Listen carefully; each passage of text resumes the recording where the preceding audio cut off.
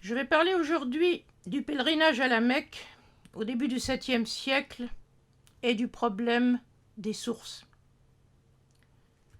Quand on parle du passé, surtout du passé d'une religion, on a naturellement tendance à croire que ce que l'on fait et ce que l'on vit aujourd'hui a toujours existé de la même façon. Si aujourd'hui le pèlerinage à la Mecque est si important, que le nombre des pèlerins est contingenté par pays, on a tendance à penser que cela a été forcément le cas dans l'Arabie du 7e siècle.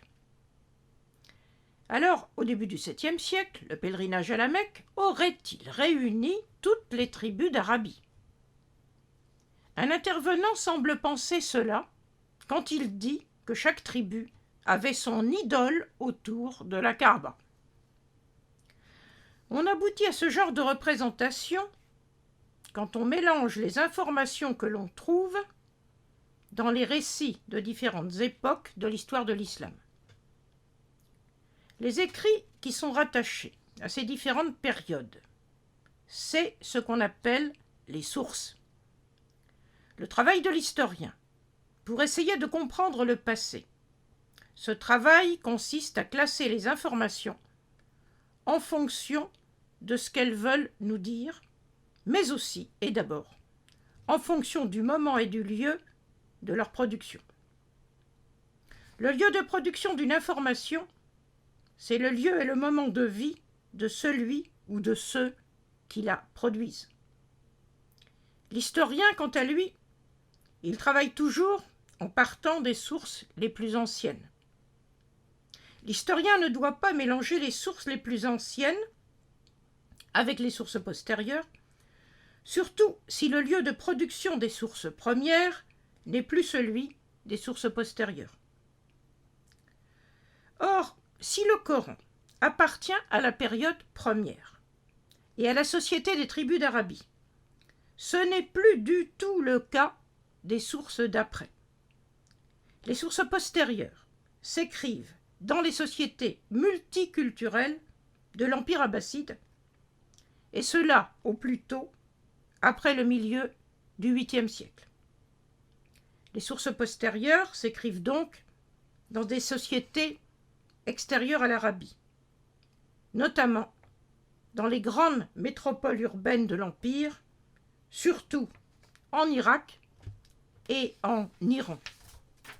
Alors la règle première, pour essayer de comprendre le passé, c'est de revenir d'abord au Coran.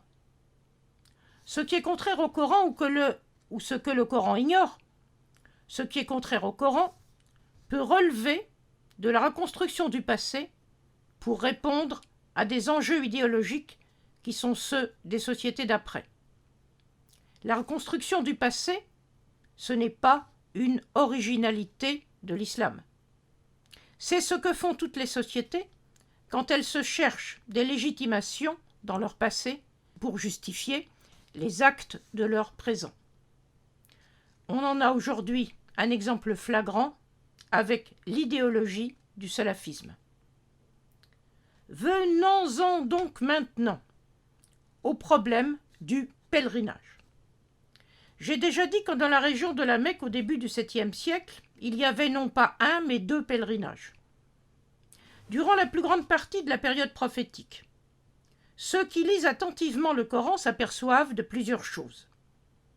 La question du pèlerinage n'est évoquée que dans les passages médinois du Coran, donc quand Muhammad ne se trouve plus à la Mecque. Un passage de la sourate 48 au verset 25, donc en pleine période médinoise, indique que les exilés à Médine ont été empêchés d'accomplir le rituel de la Kaaba et d'amener les bêtes à sacrifier sur leur mahil, leur lieu de sacrifice. Or, si on s'appuie sur un autre passage, celui de la sourate 22, au verset 33, il est bien spécifié que le lieu sur lequel se fait le sacrifice, ce lieu se trouve à proximité immédiate de la vieille demeure, el-Bayt el-Atiq, autrement dit la Kaaba. Le sacrifice, qui est évidemment celui de chameaux et pas de moutons, a donc lieu dans l'enceinte même du territoire sacré de la Mecque, son haram, et non pas en dehors. Ayant fait ces constatations sur notre source la plus ancienne, on peut avec profit se reporter à certains passages des historiographes les plus anciens, ceux du début de la période abbasside.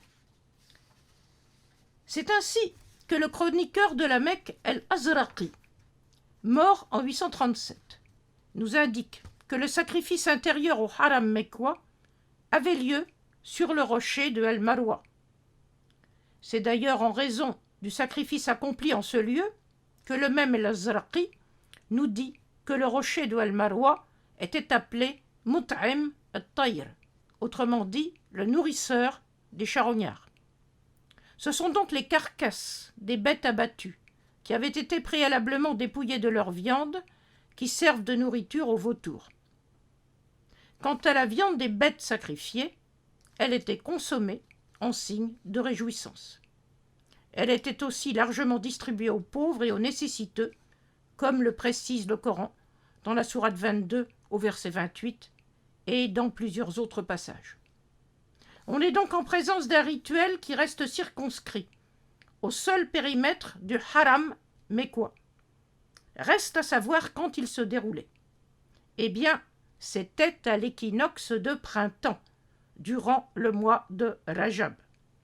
C'est à ce pèlerinage, qui se déroule uniquement sur le site mécois, et à ce moment saisonnier, que font référence les passages du Coran qui parlent du mois sacré, Al-Shahr al-Haram, au singulier, par exemple dans la sourate 2 au verset 217 et dans la sourate 5 au verset 2 et 97. Mais qui donc participait à ce rituel intérieur au haram mécois? Pour comprendre la nature d'un pèlerinage, il faut se demander à quoi il sert. Autrement dit, quelle demande le don du sacrifice sert à exprimer? La réponse est simple et concrète. La demande vitale des Mécois, c'était que les puits qui alimentaient leur cité restent en eau. On était donc avant tout dans un schéma qui concernait les populations locales et non pas l'ensemble des tribus d'Arabie qui ne vivaient pas dans les conditions de la Mecque, qui était une cité non oasienne. Alors, les idoles, asnam, venues de partout, que les sources postérieures installent à la Mecque, c'est de la fiction. Mais une fiction religieuse n'est jamais gratuite. Elle répond toujours à un besoin de représentation. La réponse est facile à trouver. C'était une manière de placer la figure de Mohammed dans la continuité de la figure d'Abraham, qui avait, lui, abattu les asnam au pays de son père. C'est ce qui est dit dans la sourate 21 au verset 57. On est alors tout simplement dans une construction idéologique qui répond à des enjeux de croyances postérieures. On n'est pas dans la réalité historique concrète du 7e siècle. Un prochain podcast sera consacré au 2e pèlerinage qui avait lieu au 7e siècle, celui du 12e mois. Quand on est dans le contexte historique de la période médinoise, il ne faut donc pas confondre le pèlerinage du 12e mois avec celui de Rajab au 7e mois. C'est évidemment une combinaison de ces deux pèlerinages anciens qui aboutit au pèlerinage unique que nous connaissons. À bientôt.